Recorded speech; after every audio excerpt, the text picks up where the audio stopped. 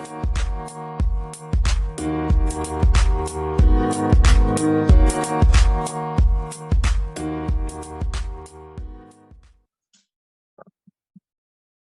everyone. So this is the final round table, and I'm really glad to welcome you all. It's been a terrific day with a lot of so um, inspiring speeches from people from all over the world and on all these topics that Matthias had introduced in the morning. To introduce this roundtable, I'd like to go back a little bit in time. The first UNESCO initiative with regards to information as a public good was in 1991. As you reckon, for those who are in this room at the moment, time didn't fly because we're still back in 1991 in this room, but outside in the rest of the world, it's been quite a change ever since. It was 7 years after 1991 when two graduates from Stanford founded Google. Then another 5 years later, a student out of Harvard founded Facebook. I guess we all understand that, like we say in France, we invent the sport, but then the British guys would make the rules. It goes back to what Nena said earlier this afternoon about the metaphor with sports, which I think was just right on the spot.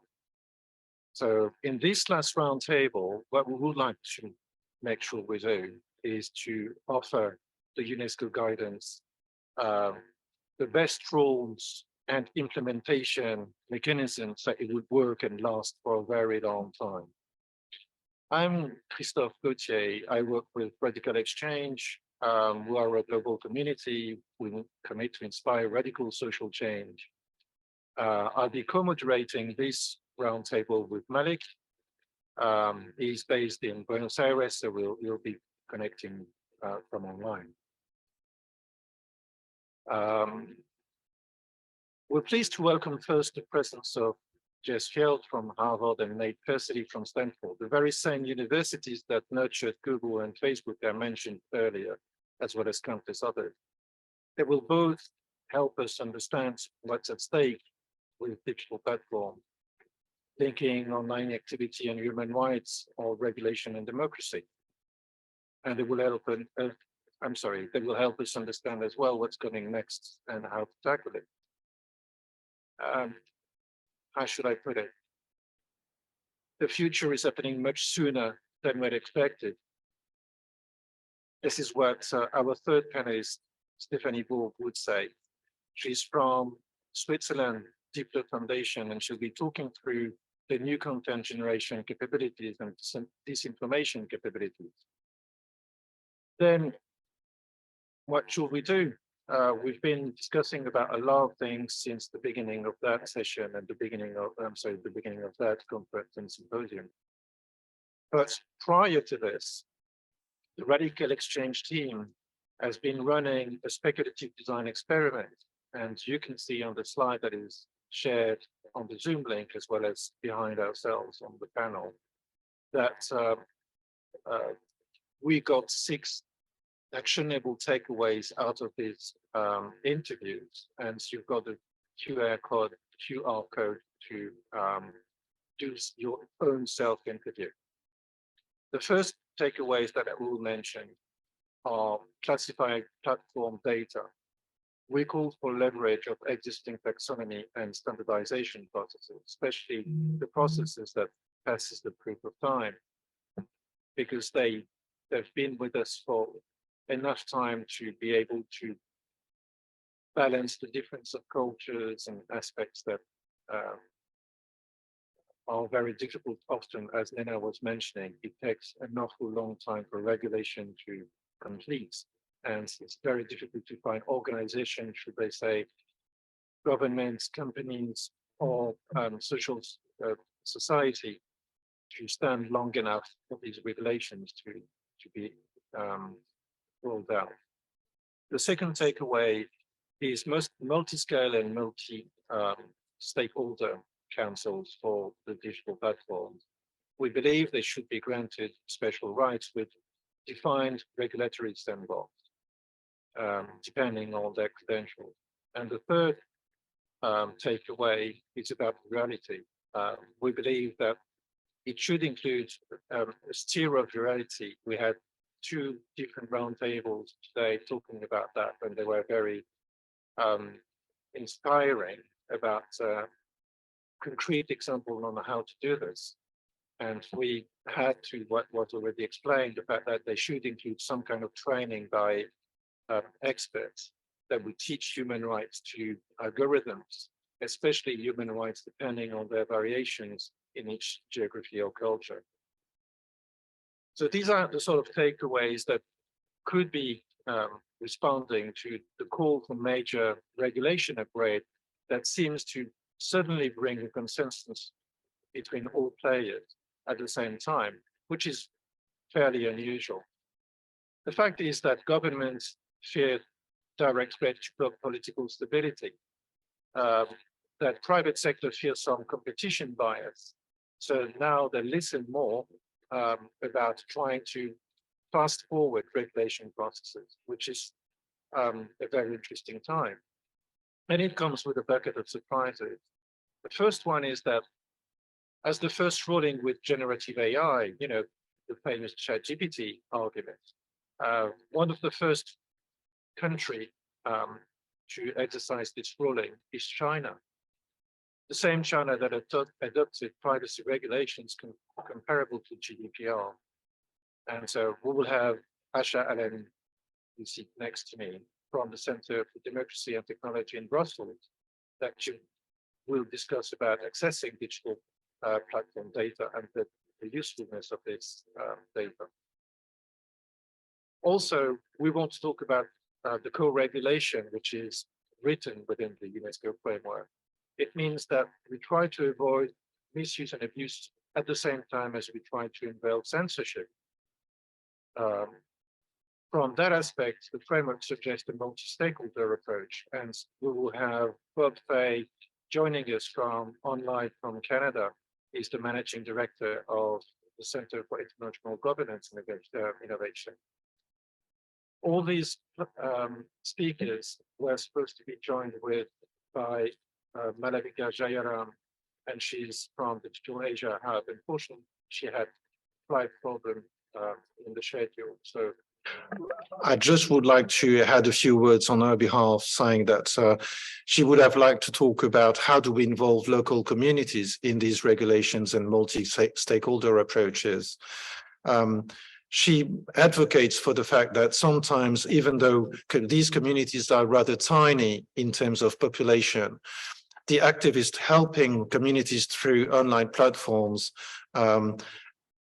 make a stellar job. And even though they don't show up on the social graphs of digital platforms, they are paramount in importance for the local communities.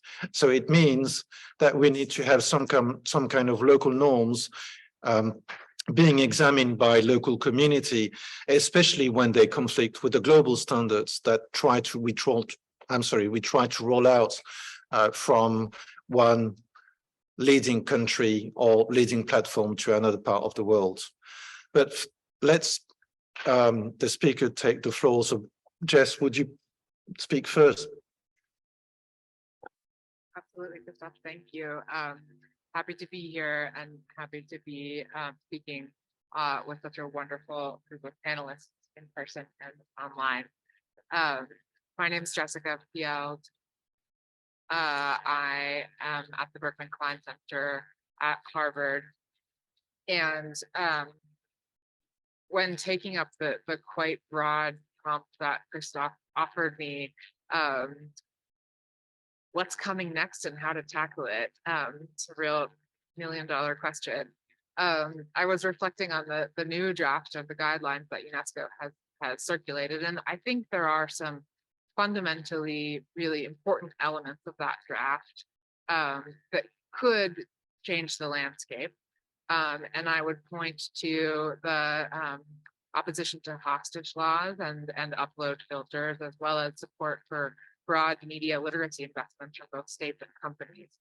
But I actually want to go even deeper and talk about a really fundamental challenge that the guidelines put in front of us, since we're supposed to be thinking big term here. So UNESCO has nearly 200 member states representing a great diversity of cultures, ideas, and governance models. They also represent the full spectrum of internet freedom, both the lowest ranked, China, and the highest ranked, Iceland, countries in the most recent Freedom House Freedom on the Net report are UNESCO members. The law and jurisprudence around free expression are characterized by basic tensions, which we never expect to be resolved, right? We only expect to manage those tensions through the three-part tests of legality, proportionality, and necessity. Most basically, in the context of content moderation, protections for free expression require both leaving content up to allow a range of views to be present and taking content down to ensure an environment that does not drive away marginalized folks by creating an atmosphere of such overwhelming hostility that they can't access the platform. So this comes to a very fine point when we consider the key reasons that the UNESCO guidance claims to have been proposed for, supposedly to support the development and implementation of regulatory processes that guarantee freedom of expression and access to information while dealing with content that is illegal and content that risks significant harm to democracy and the enjoyment of human rights. These categories simply are not coherent across the range of UNESCO's member states, and it's not clear that there is one policy framework that could achieve them and accord with international human rights law in all contexts. With regard to what content is illegal, there are member states whose laws closely mirror international human rights law and in which there will be relatively few conflicts.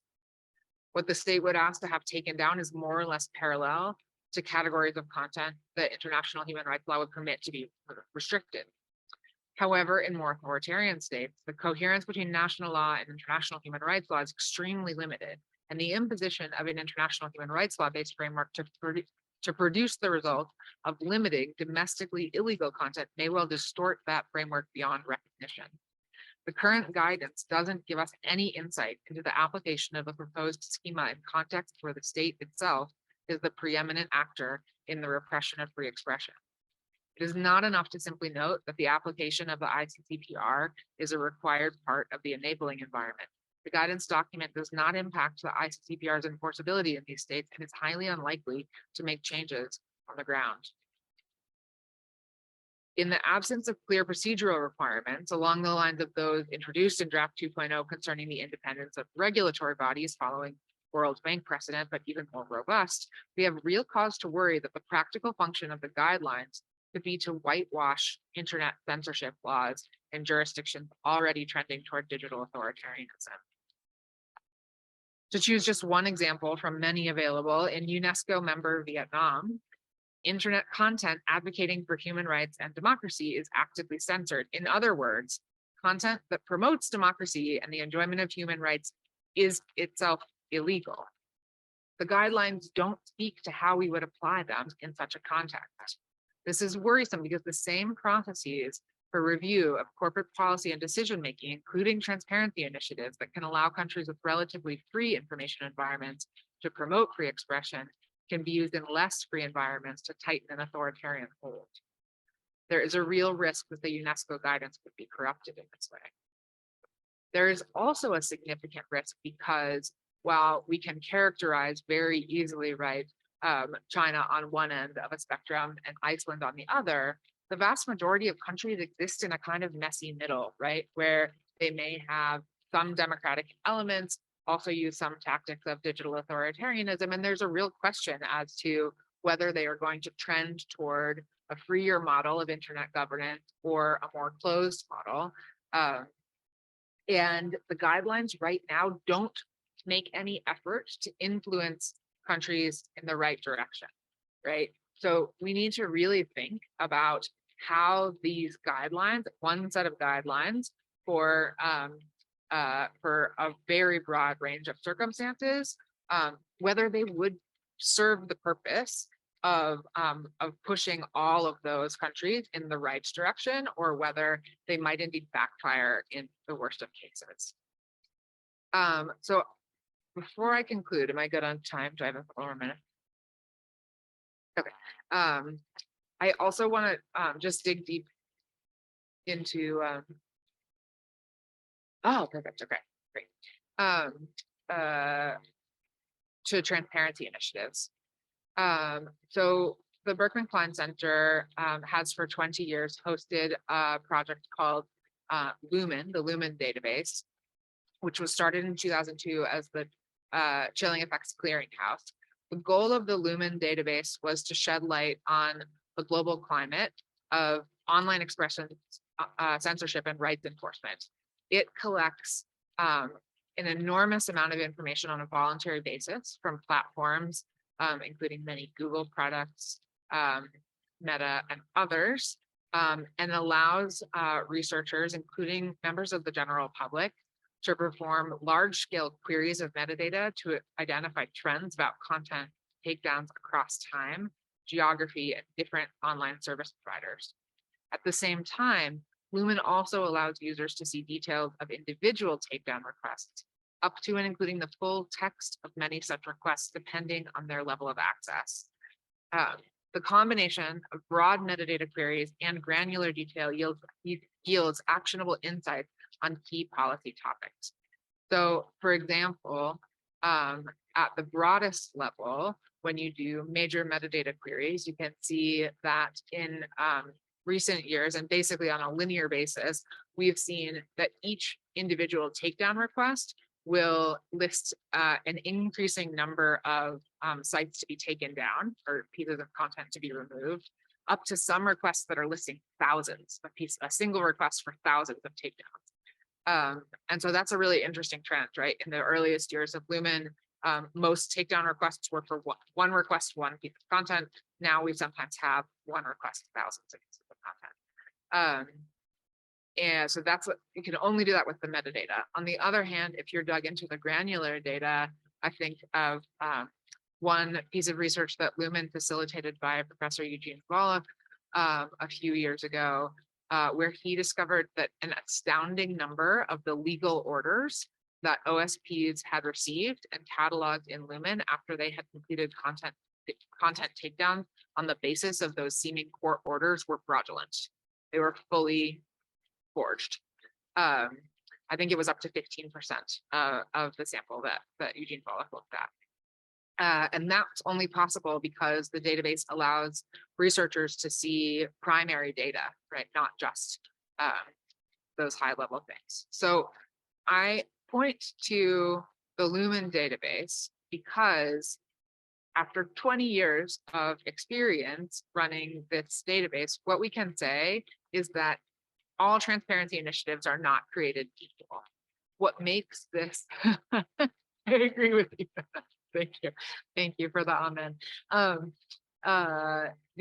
What makes this database special is that it has been designed and iterated upon in order to produce the results for the communities that it is responsive to. And it does that by combining those metadata level queries with the possibility of deeper research into individual takedowns as well. There is a real opportunity here for UNESCO to drive global cooperation and standardization around content moderation decisions, which would enable analysis to further support informed policymaking. As I noted before, Lumen exists on a voluntary basis and works hard to make it possible for OSPs of varying sizes to plug in, thank you, in a variety of ways that make it easy for them to do it. But we need to design that for the possibility of misuse and abuse. And here I'm going to link back to the Vietnam example that I mentioned before.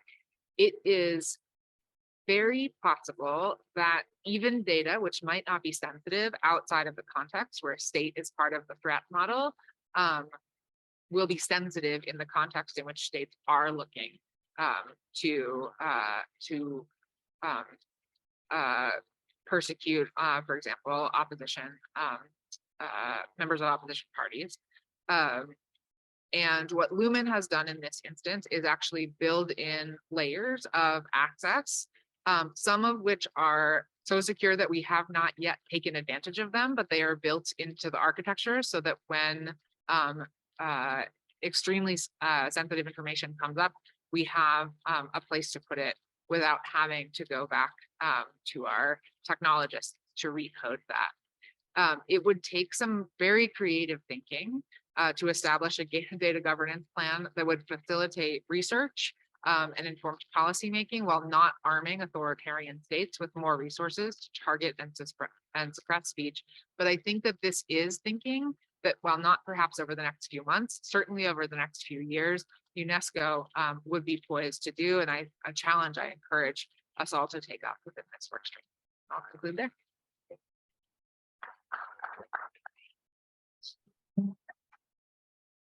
Thank you, Jess. Could we pass on the floor to Nate? He should be connected from Stanford in California. Do you hear us, Nate? I can hear you fine. Can you hear me? We sure do. I can use slide. If you want, I can. If you let me share my screen, I can use slides, or if not, I'm happy to just talk without slides. All right, here it looks like. Can you see something that says social media and democracy on your screen now? Great. All right. So thank you for having me. Wish I could be with all of you in Paris right now. I am personally, I'm a law professor here at Stanford and also direct the Cyber Policy Center here, and am actively involved in different settings for particularly transparency legislation, but other questions of regulation of the internet.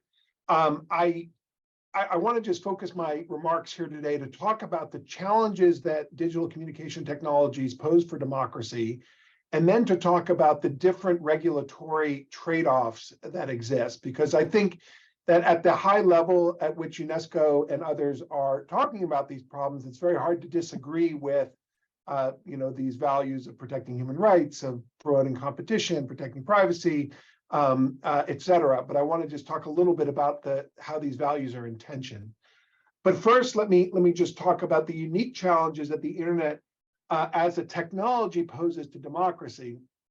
And I think it's important when we talk about this to focus on the technology itself, not just things like hate speech and fake news, because hate speech is as old as speech, fake news is as old as news.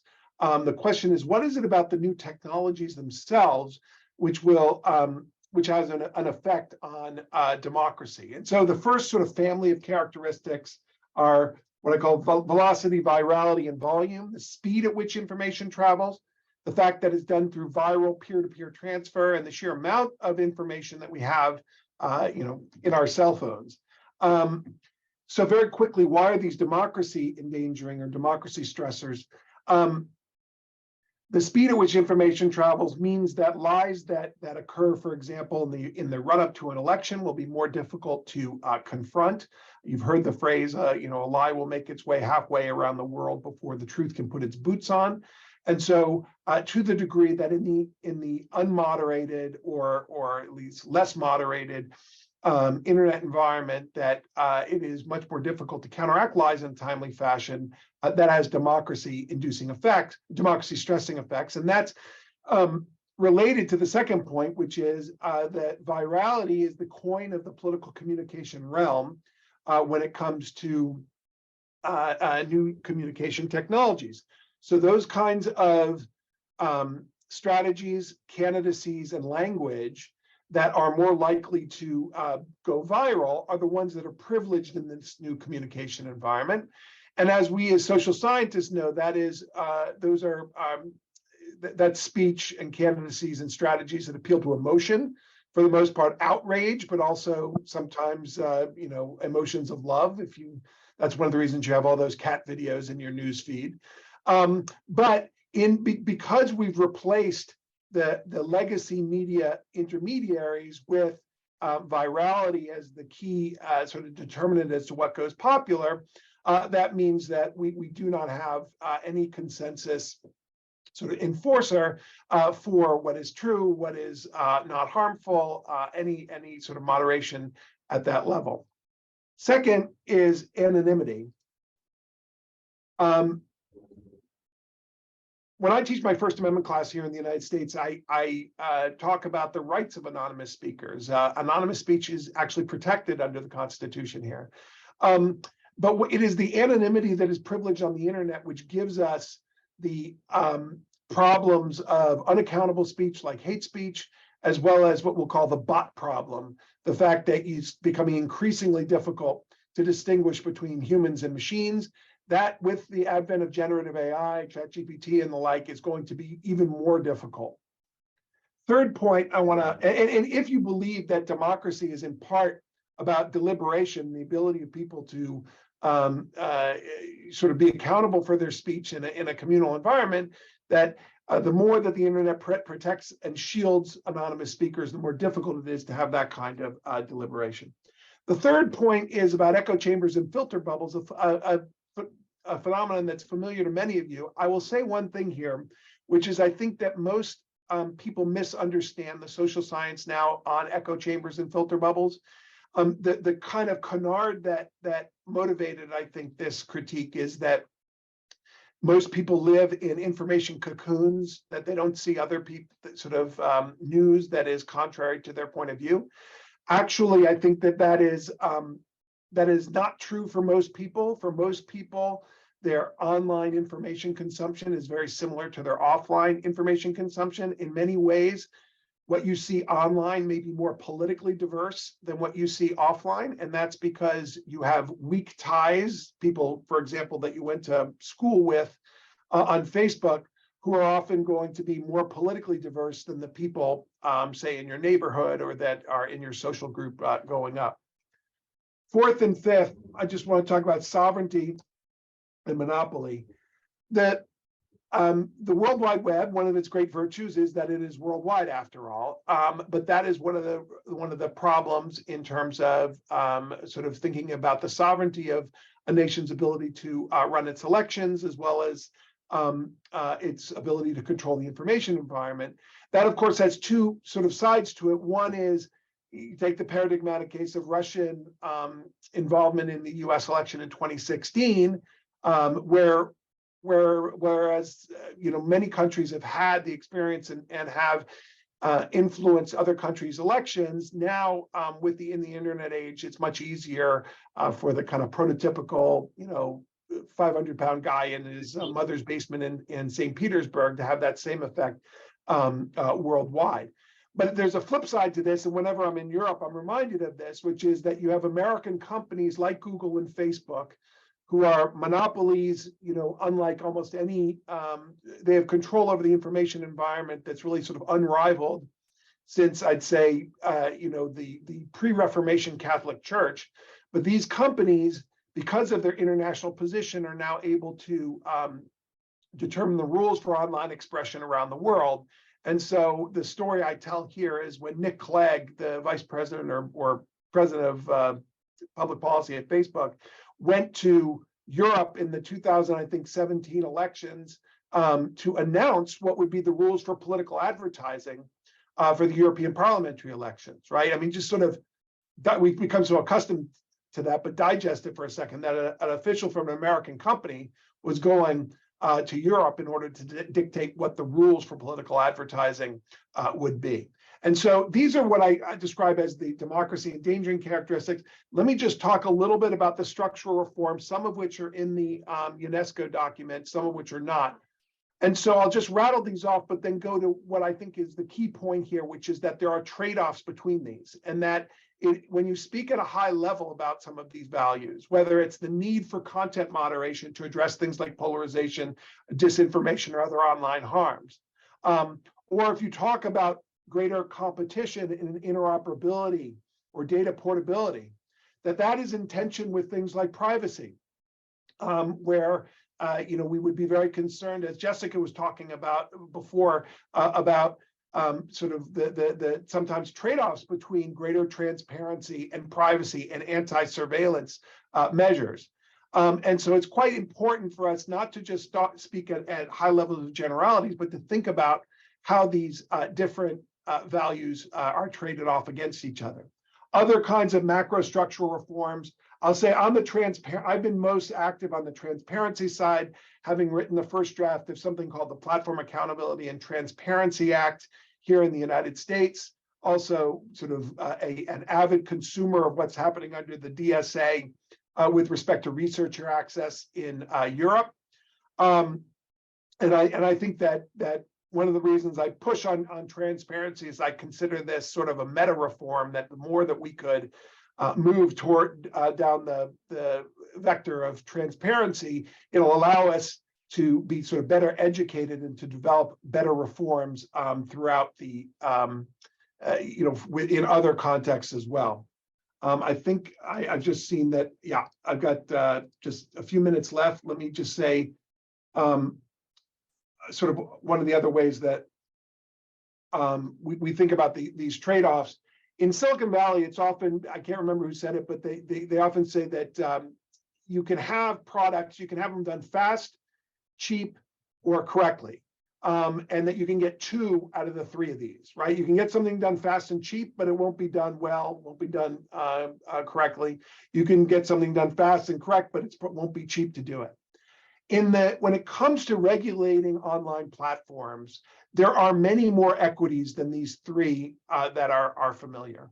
And so we want neutral moderation. We want people to have anonymity. We want it to be surveillance resistant. We want and censorship resistant. We want data portability. We want it. We don't want data leakage. We want to protect privacy, right? Protect against harassment and real world harm.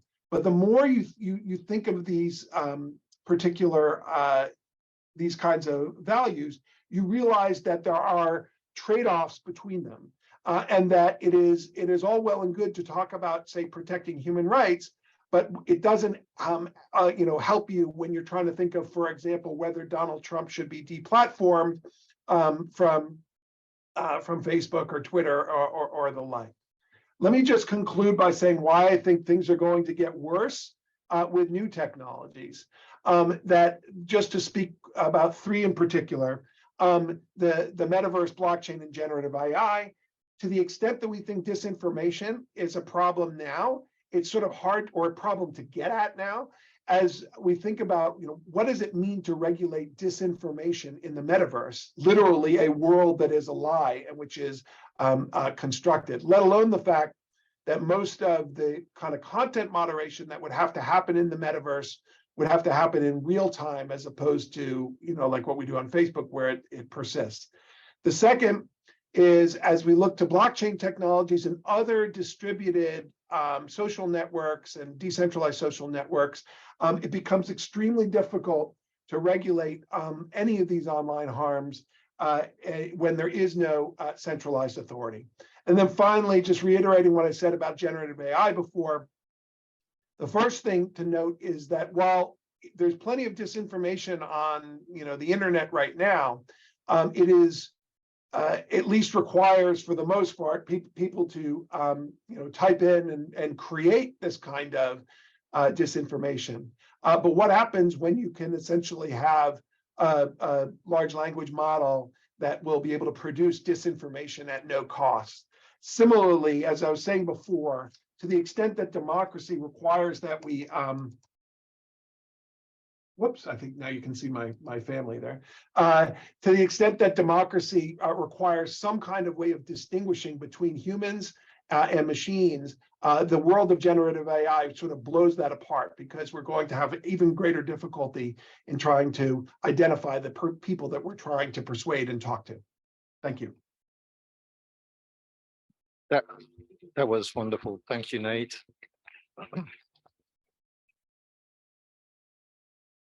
So thanks, Jess, and thanks, Nate, for these broad panorama, as well as digging into very specific issues at the same time. If we move on to Stephanie, she will come from another angle again to add to the panel. Over to you. Thank you. Thanks. Hi, everyone. It's a pleasure to be here. So thanks for having me. I will zoom in on generative AI, which is one of the last points that Nate mentioned, and I'll build on that. And the reason why I will focus on that is that it's the latest technology that has emerged, which is essentially machines being able to produce new content or taking existing Stephanie, content. I'm sorry, would you have a headset by any chance?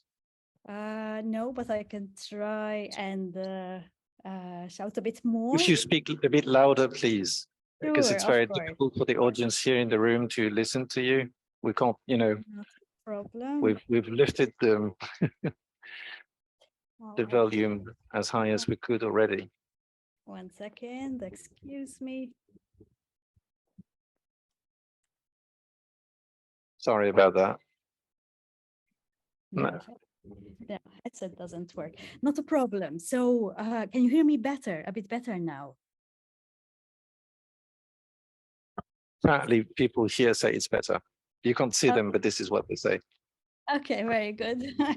Sorry about that.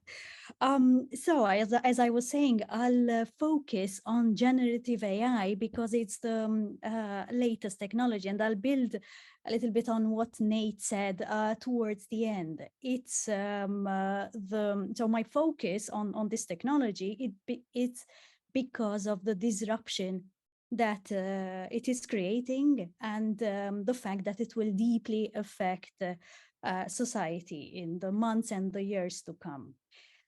So before looking at the safeguards that will be needed and how the guidelines already tackle some of the issues, I'll very quickly go through the risks that are presenting themselves. I'll skip all the advantages. I think the advantages from software like ChatGPT and the rest that use generative AI as the basis, I think they're obvious. The efficiency argument, cost effectiveness, etc.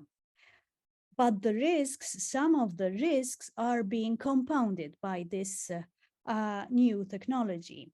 So essentially, I think the first impact is on the way people use the internet to obtain information.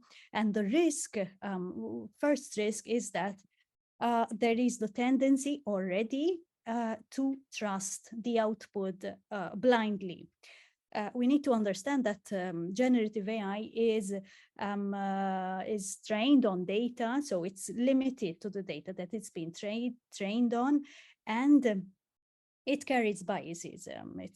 This is no news as such. It also lacks the ability to understand the context. So because of this, it can produce the wrong answers. But probably the problem is compounded more because the machines, they can appear very reassuring in the responses that they give, right? They're confident in the content that they produce, even if the content is incorrect.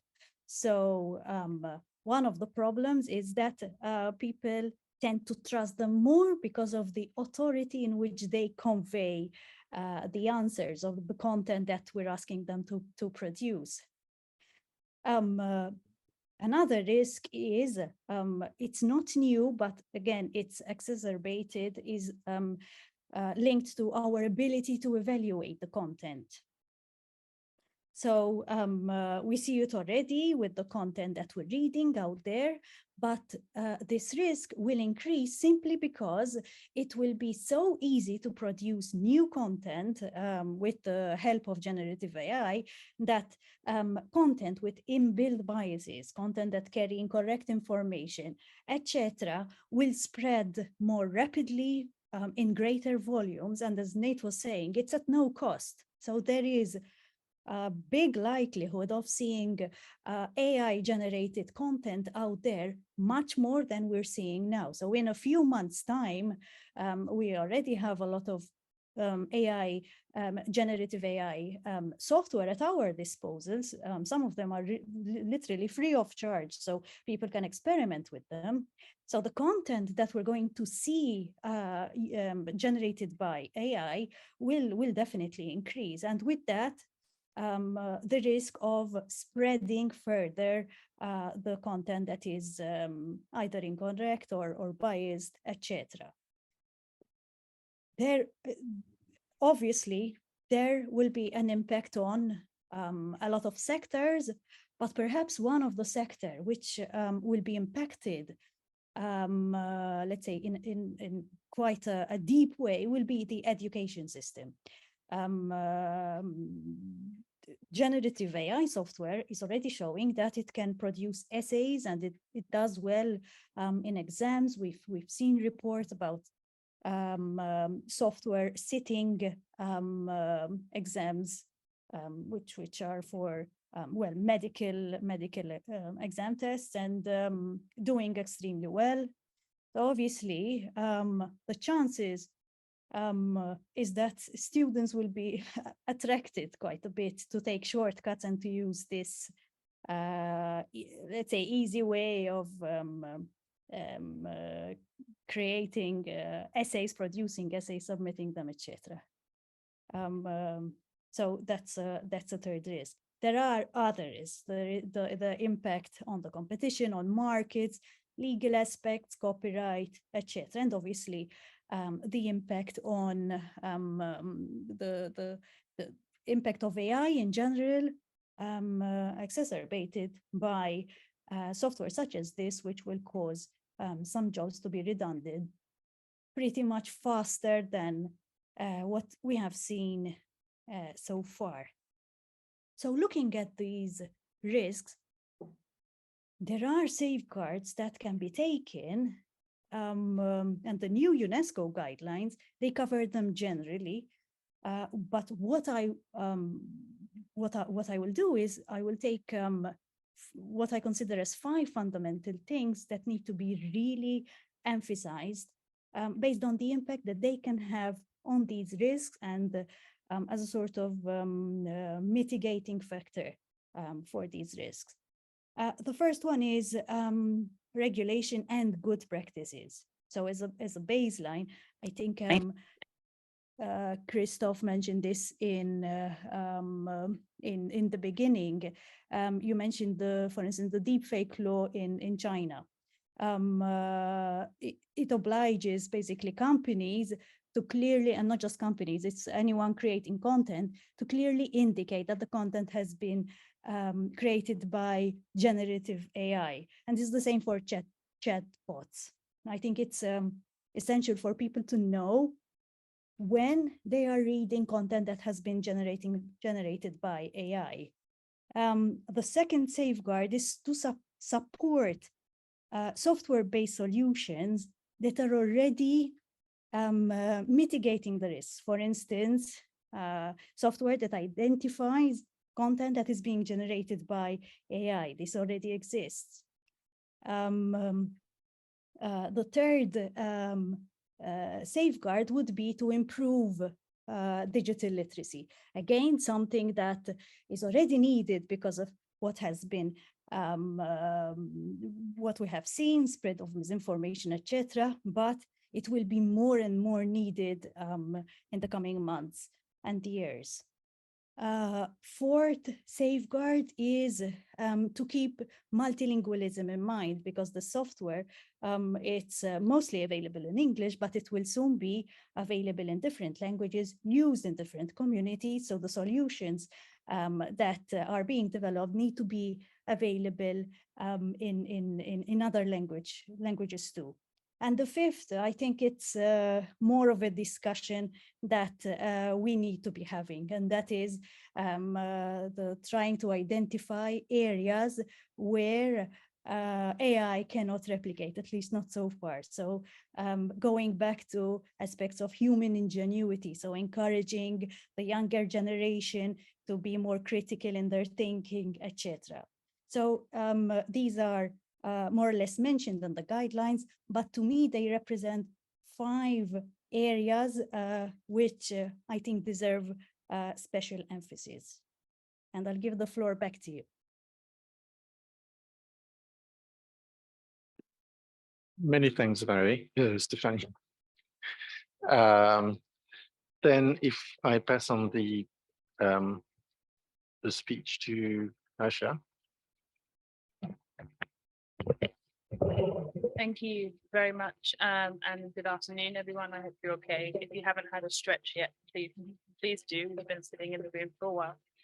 My name is Asha Allen. I'm the Advocacy Director for Europe Online Expression and Civic Space at the Centre for Democracy and Technology in our Europe office, but we also have an office space in Washington, DC as well.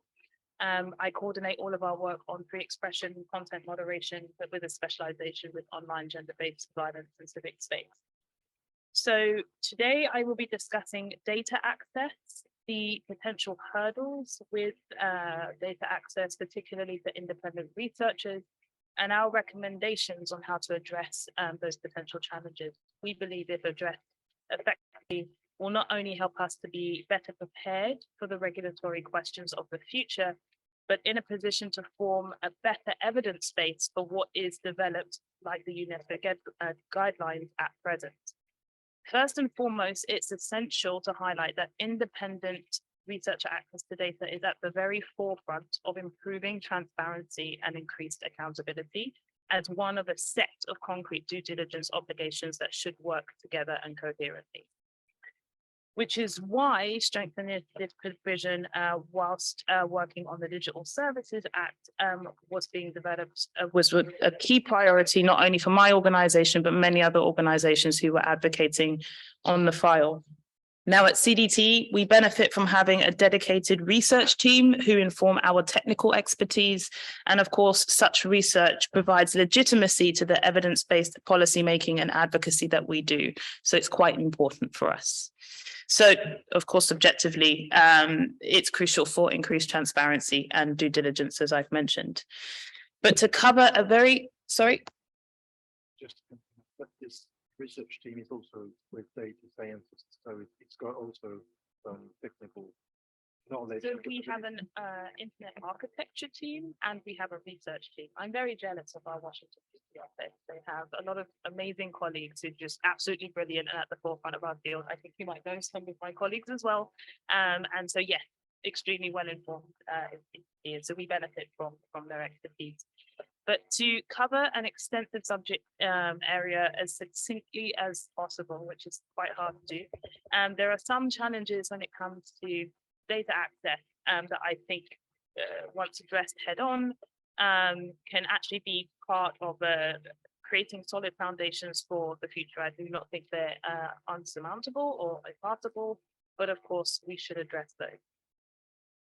Of course, much of what we need in terms of regulation will actually be predicated upon the necessary research that is yet to emerge. And I do want to talk about this in the context of the EU Digital Services Act, since it's the one that's just most recently come into law. And given that we're in an EU country, as you can hear from my accent, I'm not from an EU country anymore, but we don't have to talk about it. But we will talk about the Digital Services Act and the Article 40 obligations for very large online platforms and very large online search engines to provide data access for two reasons. So the first reason is to provide access to the regulatory bodies, which in this case is the European Commission, to ensure compliance with the regulation. The second is for vetted researchers, which can uniquely include civil society organizations and a consortium of independent researchers for the sole purpose of conducting research that contributes to the detection, identification, and understanding of systemic risks, which must be assessed in line with the risk assessment and mitigation of risk measures in the Digital Services Act. But also this research needs to provide an evidence basis for the annual independent audits that will also happen on the very large online platforms and search engines. Now, this later provision, of course, is most vital for organizations like mine, as the systemic risk provisions of the DSA are expansive, to say the least. I am being kind. It includes risks related to the dissemination of illegal content, risks to any and all of the fundamental rights in the EU Charter, and specifically outlines four fundamental rights and systemic risks that must be concretely mitigated, including election integrity, civic discourse, and online gender-based violence. Now, the data access provision is being clarified at this moment in time through the development of what is being called, or what are called delegated acts, which is essentially just the secondary legislation which supplements the hard law, the regulation. So essentially outlines the technicalities of how this will operate. But what I hope you ascertain from this introductory overview is that it's clear how expansive access will need to be able to support those other provisions, and particularly the risk assessments, which are essentially annual reports and audits on the human rights risks of the largest platforms accessible in the European Union. So prior to getting in what might be more obvious challenges, such as data protection and privacy, and ensuring that provisions to provide access to data in various jurisdictions are actually meaningful, which is key to civil society, and not ineffective data dumps that we can't navigate our way through, there are two challenges I would like to highlight. The first is about the relationship of power between relevant stakeholders. We would be remiss if we didn't recognize the power imbalance between platforms and governments on the one hand, and civil society, users of services, and rights holders on the other hand. Acknowledging this and making sure that platforms better adhere to their due diligence obligations to make relevant data accessible is essential. But so too is the accountability and transparency of government agencies in terms of what they're doing with their level of access for compliance and with the information being provided by this wider access. Now, this latter point allows me to raise the second potential challenge, of which CDT has recently published a report. This is the benefit of having the research team and folks who can do reports for us, and called Defending Data, which, though I might be slightly biased, I highly encourage you to read as soon as possible. We explored the possibility of increased, unjustified, and unlawful law enforcement access to data through the abuse of mechanisms designed to provide researchers with access to data. Now, our report found that in the European Union, there is an extensive legal framework of protections that exist that should prevent unjustified and unlawful access to data, even with the DSA provisions coming into force next year. Now, this includes the obligations under GDPR, under the EU Charter, under the European Convention, and the Law Enforcement Directive. However, even with these extensive protections, legal protections, there were practical reasons why law enforcement agencies could gain access to the same data as well. And I mention this because we know that law enforcement have used social media for surveillance in the past, social media data for surveillance in the past.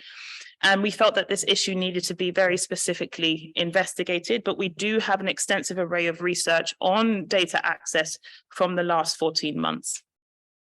So I mention these points because it's important to ensure that well-intended provisions to increase transparency cannot be operationalized in a way that reinforces power imbalances and that can be subject to abuse.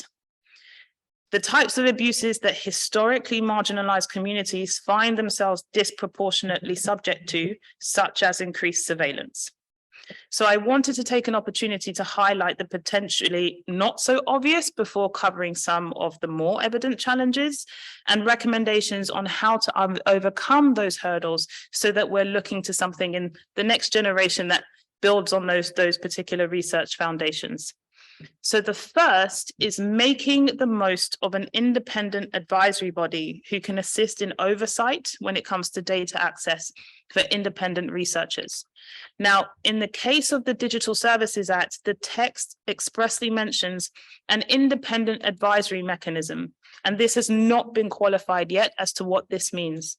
And we strongly advise that this and other third-party bodies in areas where data access is being discussed are separate, independent agencies and bodies who are an essential part of the researcher access to data framework. They should be established with a clear mandate They should be well resourced and can provide essential support for the success of data access by undertaking certain tasks. These tasks can include supporting the accreditation of vetted researchers, so looking through applications, developing data agreements between platforms and researchers to ensure the security of data, being a needed third party, for example, when it comes to potential conflict resolution, whether it's yes, we can have access, or no, you can't have access, or another area of conflict. And of course, providing an additional layer of transparency by providing reports about the functioning of the data access mechanisms that we have to make sure they're still being operationalized in a well-intended way. The second reflection is, of course, on data protection and privacy. Ensuring data protection and privacy goes without saying, especially taking into account some of the risks for potential abuse that I mentioned earlier, particularly by malaligned actors. However, well-intended mechanisms aimed to provide data access also cannot be developed in such a technically restrictive way that it actually creates an inaccessible and privileged system that excludes civil society organizations and other researchers who cannot access certain mechanisms. Different types of data are needed for different purposes when it comes to research projects. Some analyses may simply require access to publicly available real-time data, such as Twitter's API, which, despite having recently been made paid for, will need to be freely accessible under the Digital Services Act. So that will have to come back in its previous form. However, given the breadth of systemic risks that could be researched, there may need to be a need for access to more sensitive data. And here is where a tiered approach could potentially be adopted. So, for example, potentially sensitive social media data, researchers could access data via what are called data clean rooms. So they stay on site in an on-site location, and where the independent advisory body could be engaged to ensure the data is not the researcher is not hindered in their research by the platforms and can maintain their independence. And I know I'm running out of time, so I just want to come to my last point on providing researchers with adequate protections and support in their work. So ensuring researchers and civil society organizations understand their obligations for protecting data, and more specifically are not weaponized or targeted, especially in areas of democratic backsliding or non-existence, by entities seeking to gain unjustified access to data is essential. Researchers need to be empowered as equitable stakeholders and supported where necessary in the development of their research. So to conclude, data access by independent researchers is not without its challenges. However, we firmly believe that these potential challenges could be addressed by concrete mechanisms supported by independent oversight and expertise, by an iterative legislative framework which is ready to adapt and change with the needs and the lessons learned. So the last thing I would say is that, as always, the aspiration of legislators can often be thrashed by the realities of real-world implementation, which is why, as part of supporting researchers, civil society organizations have and must continue to be engaged not only in a consultation aspect, but to be engaged formally as an equitable partner when it comes to implementation and enforcement, as a vital component in making sure that we get frameworks like the DSA, but other frameworks at a global level right as well. Thank you.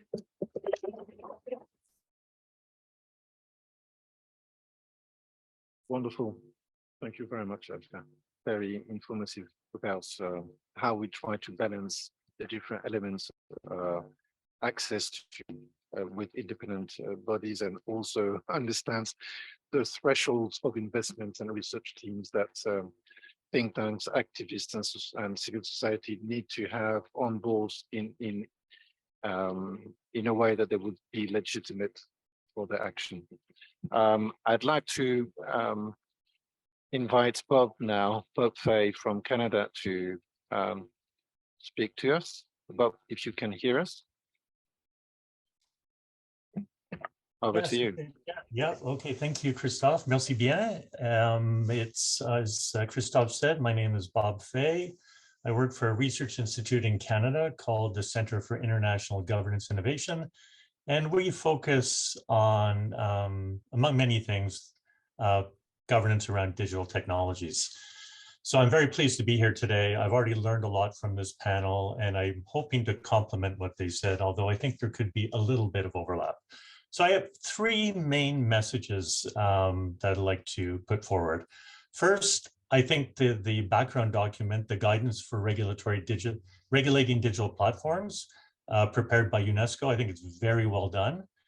I'm going to refer mainly to social media platforms, but this focus on multi-stakeholder, multidisciplinary, and I don't think they use this word, that these groups must be representative, is tremendously important. And then second, a focus on these platforms as a system. We need to think creatively on addressing the business model of digital platforms, as well as the outcomes of those models. And then third, countries are struggling to put in place national governance, but we can't ignore international approaches to regulation. It's tremendously important to minimize compliance costs for firms, to minimize confusion for firms and individuals, and to promote inclusiveness. And that will help to build trust and ensure that cross-border data flows respect national values, national legislation, and at the same time, hopefully avoid a further splintering of the internet. So let me begin with my first point, and this multi-stakeholder, multidisciplinary approach. Right now, what I call insider-outsider dynamics are pervasive. We have small versus large firms, small countries versus large countries and jurisdictions, skilled versus unskilled. We know that most of the people affected by social media platforms have absolutely no input into the governance of those platforms. We know that information provided by the platforms, its value is context sensitive, yet the communities affected are not part of the governance. And so we need to make civil society systematically involved in governance discussions. Second, our vertical structures for decision-making are not suitable to the horizontal issues created by the platforms. And I think Nate's, I don't know, sunflower diagram, I mean, it showed all the different aspects of policy that are affected. And we need a way to have, discussion about the interlinkages among them. So I would say like privacy and competition, cybersecurity, intellectual property, national security, public health, they're all interrelated and all affected by digital platforms. And then third, spillovers are endemic in this environment. We've seen it over the distribution of rents, implications for health, but we also have what I touched on before, these governance spillovers. Decisions made in one jurisdiction affect other jurisdictions who have had no input into those decisions. And we need conversations to bring these together. And that leads to, this focus on, thinking about these digital platforms as systems. The way we refer to it at CG is we have this data value chain. We have these digital platforms that take all types of data, they apply different types of technologies, and then that leads to some various outcomes, some of which are beneficial, and many of which, as we're seeing now, are harmful. But if we focus on the platforms as a system, hopefully we'll get an integrated approach to governance. And this can promote a horizontal approach away from the vertical silos that we see in place right now. So how might one do that? Well, we see experimentation taking place right now in regulatory structures. The United Kingdom has created the Digital Regulation Cooperation Forum that brings together essentially the Competition Authority, the Privacy Commissioner, in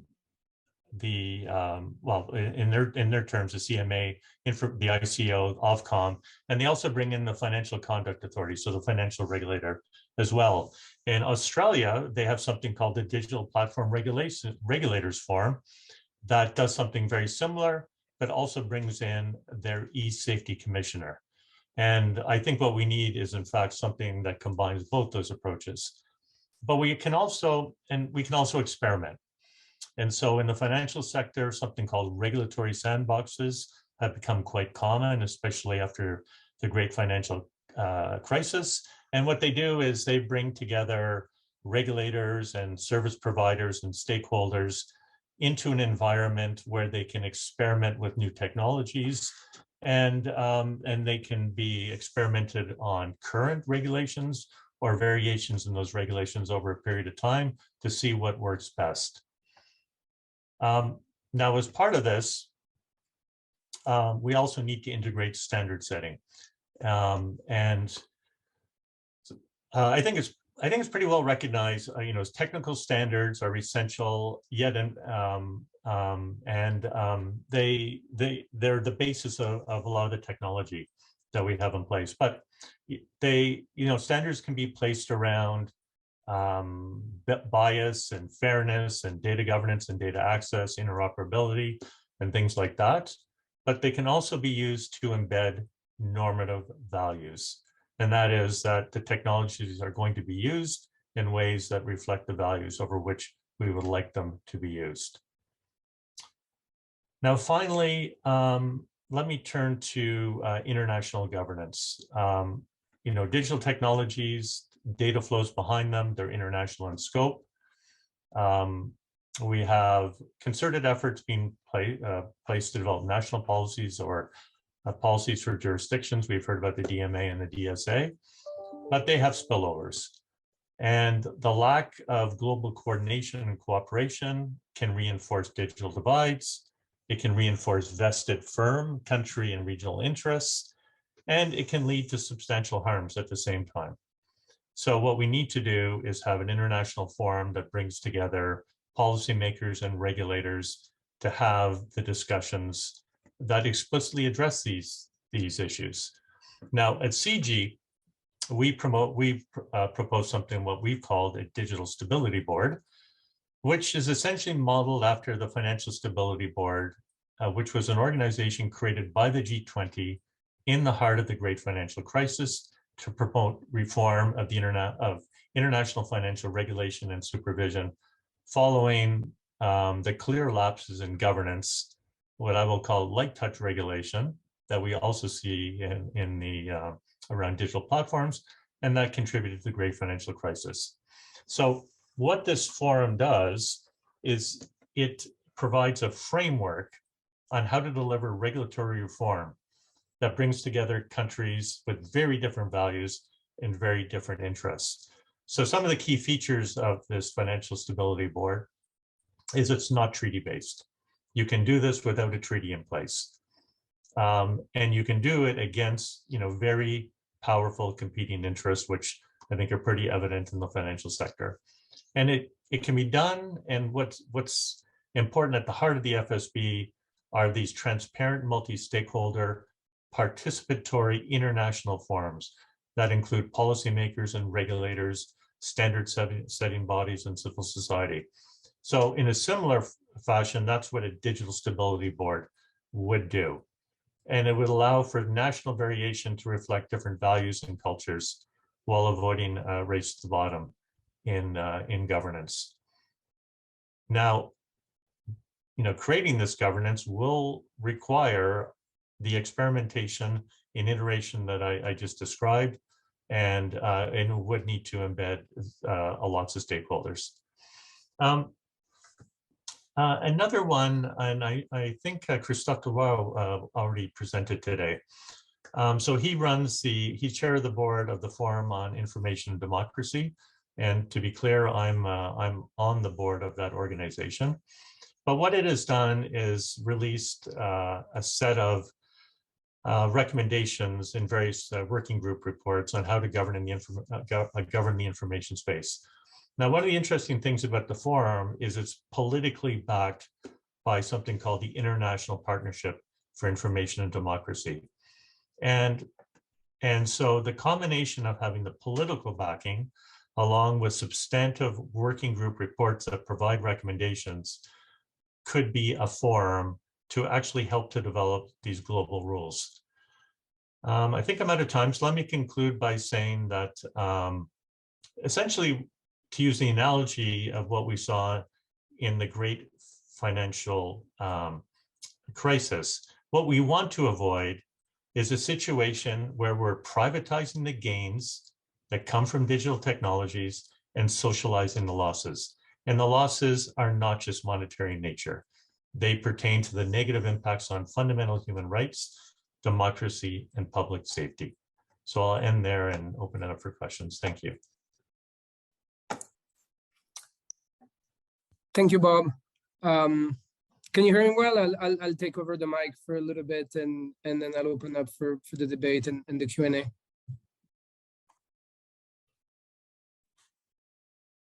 Yeah, you can hear me? Awesome. Just want to make sure. We can hear you. We don't Awesome. see your big screen Zoom, but we can hear you. All right, sounds good. Trying to, As Christophe mentioned, I'm Malik Takubai. I'm part of Radical Exchange, and yeah, currently based in Argentina. Thanks a lot to all the speakers, the panelists. It was really insightful and humbling at the same time, sitting with all of you guys for the past hour. I guess in order to continue our conversation and open the debate, I'll share the last 3 takeaways we gathered during our interview process that we conducted with Radical Exchange and the expert speakers present today. But maybe before I do that, I want to leave the floor a little bit to you guys in case you want to react to something that was said by another speaker, panelist, a thought that came up, or anything you would like to say before I move on and we open up about those 3 takeaways. So I'll just leave a second here if you guys want to jump in. If not, I'll move on. All right, so I'll if you want, I'll kick off the debate a little bit, and then you guys can jump in.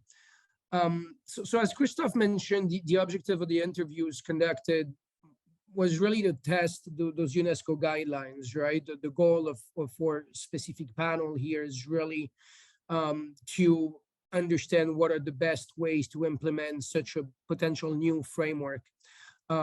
What tools, what mechanisms, what new type of stakeholders can we see emerge to strengthen and roll out that framework. And one of the feedback that struck us really was around the emergence of smaller sort of citizen-led digital platforms, right? That can compete for the user's attention.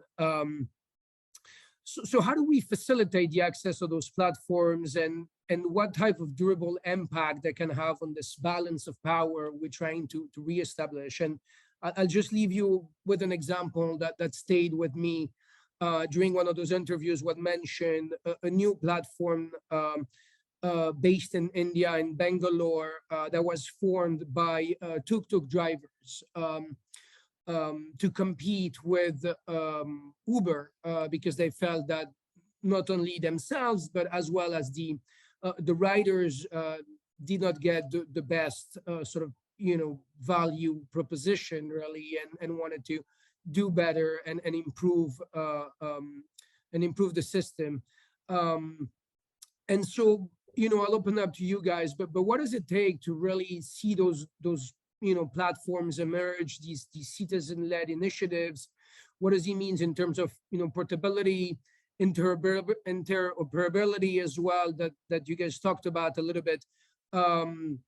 So yeah, feel free to jump in and we can talk a little bit about that, and then I'll move on to a couple other takeaways that we gathered. Anyone want to jump in, or?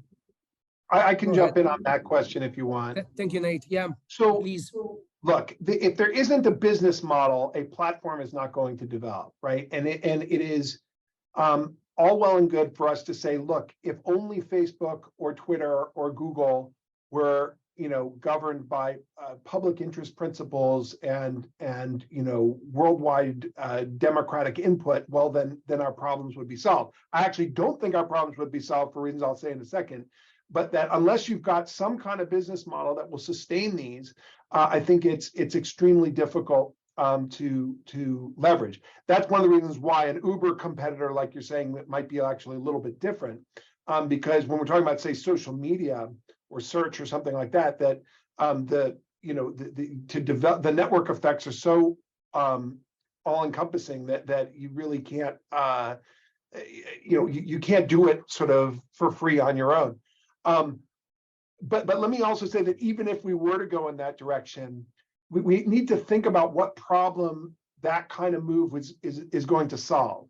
And so depending on which pathology of digital communication technologies we're focusing on, then we sort of have to admit as to whether democratizing social media is actually going to address them. So I often use what I call the WhatsApp hypothetical or the WhatsApp counterfactual, which is that all of the pathologies that we see on, say, Facebook or other social media platforms, we are also seeing on WhatsApp.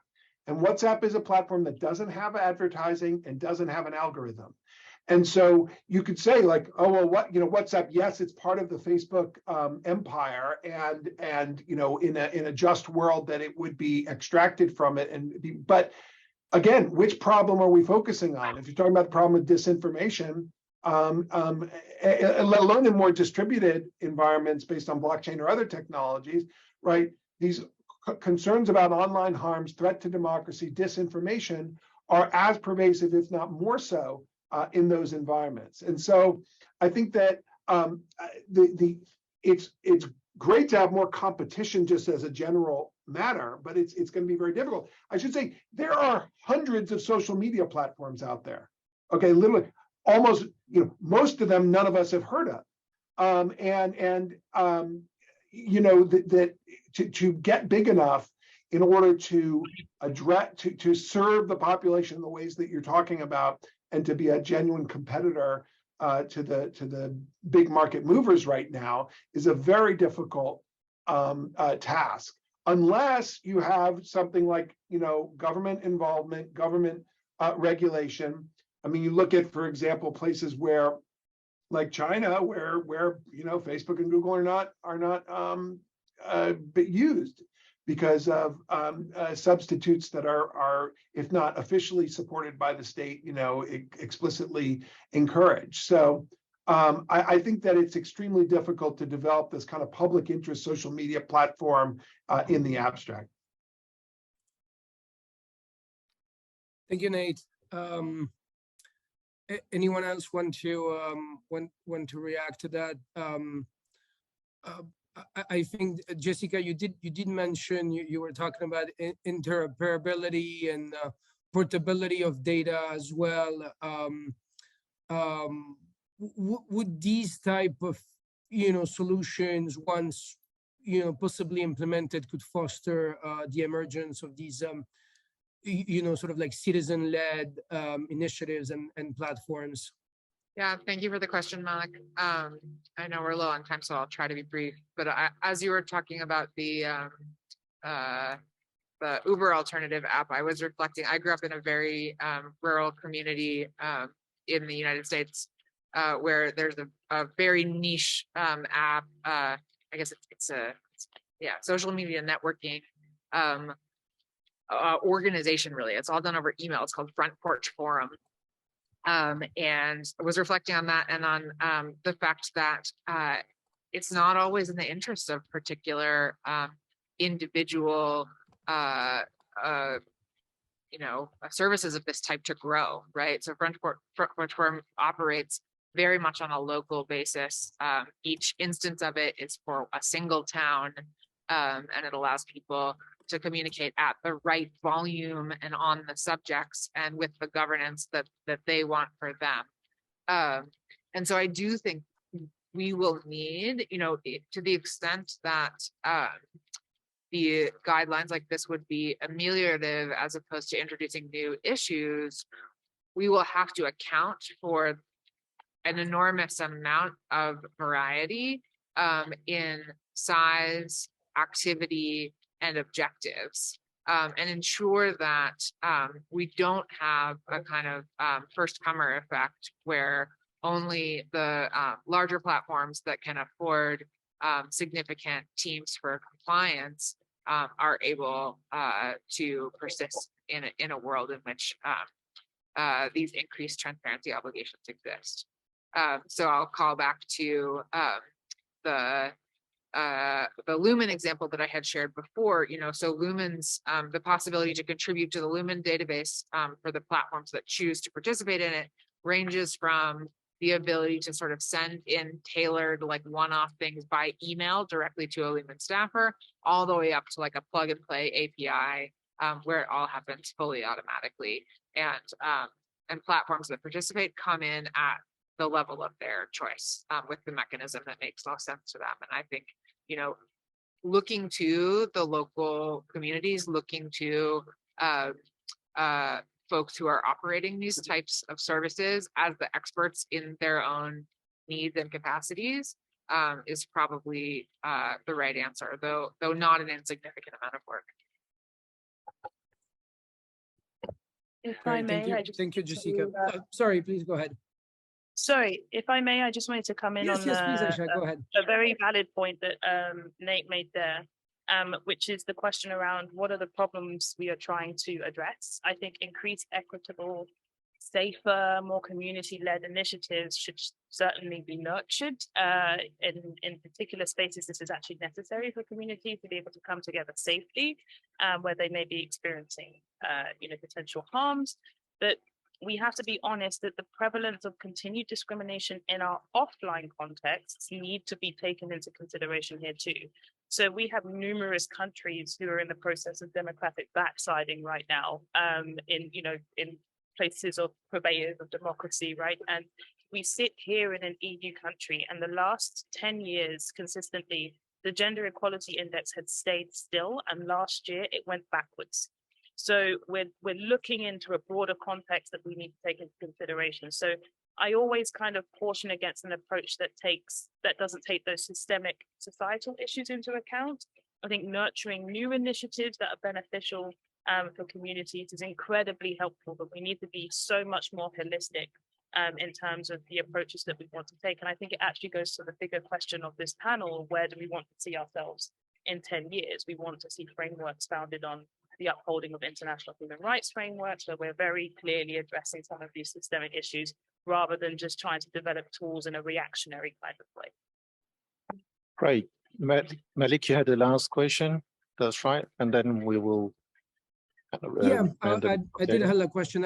I didn't see anything online or in the audience, so we'll wrap up with the last one, which regards to the last takeaways we had, and you guys touched base on it a little bit before, which is around the digital literacy and also the ability to adapt TNCs for digital platforms. So I know, Bob, you talk a little bit about that around the governance and the TNCs, and also, if you want to touch base around digital literacy, I know Aisha did touch base on that as well. So if you want to complement that as a conclusion, and then I leave the mic back to Christophe for the last few words. Okay, maybe two perspectives. One, digital literacy very broadly defined, and that is that what I'd mentioned, that, for example, the Global South isn't even at the table on governance discussions. And part of it is capacity, and part of it is the vested interests that are at play. And so this is where we need to deliberately reach out and ensure that either we bring in different groups that understand, have different value sets, and in some cases that may require some education. And I put into one of the answers to the questions, which is something I think that was on the slide that Christophe had put up, and that is this notion of social media councils, which are essentially groups of individuals that come together who understand or have perspectives on something. Now, in the context of social media councils, it's typically defined in terms of content moderation. You bring in civil society groups who understand the impact on their community from the impact on their community from social media platforms. But it doesn't have to be about content. It could literally be about anything. And these things could be, the social media council could be self-regulated, they could be co-regulated, they could be mandated by government. But it's a way to ensure input into the communities that are tremendously affected by technology. Thank you. Can I say one thing about digital literacy a little bit? Because I think Sure. the document is appropriate in sort of talking of what I would call macro and micro digital literacy. I think that it's important, look, I'm a law professor, who am I to be against critical thinking, right? But I think that we need to think about digital literacy in many different kind of contexts. I think it's important for the platforms to educate users about the features of the platform, empower them so that they understand the options, for example, how they can change their own content moderation and the like. But I want to just tee up something that's I think is percolating in the sort of social science universe that I operate in, which is that the more that we teach people to be skeptical of things that they see online, which is a lot of what digital literacy is about these days, which is to teach people on how to search, to sort of ask questions, to do their research, the more that they become skeptical of true things that are online. And while what we're seeing is that over the last 5 years or so, at least in the United States, that Americans are becoming better able to distinguish, to suss out what is false information, but they're becoming less able to determine what is true information.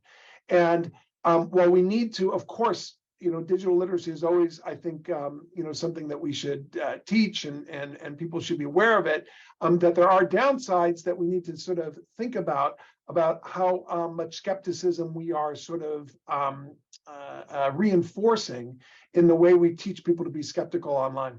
Definitely. Thank you, Nate. Thank you all for panelists. I certainly did learn a lot talking to you. So thank you for your gifts, all of you.